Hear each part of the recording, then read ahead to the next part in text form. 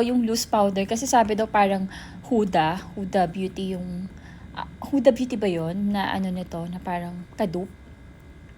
So itatry ko siya kasi yung gamit ko kasi ngayon nakalimutan ko na yung gamit ko eh. Basta yun, medyo makapal siya sa ano ko, sa face. Tapos ito ang cute ng package nila, so para dadalhin ko siya kung may mga lakad ako kasi manipis lang siya. So, ito, powder foundation siya. Hindi na ako bumili ng powder kasi para sa akin, foundation, dun ka na sa foundation, di ba? So, yun lang yung haul ko. So, parang na-excite ako dito sa foundation nila. Tsaka, dito. Actually, meron akong, nakalimutan ko na yung ano eh.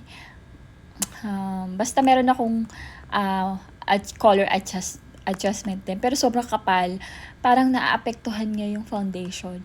Nagiging makapal siya. So sabi ko ito hindi daw naapektuhan. So na-excite din ako dito. Tsaka dito, tsaka dito.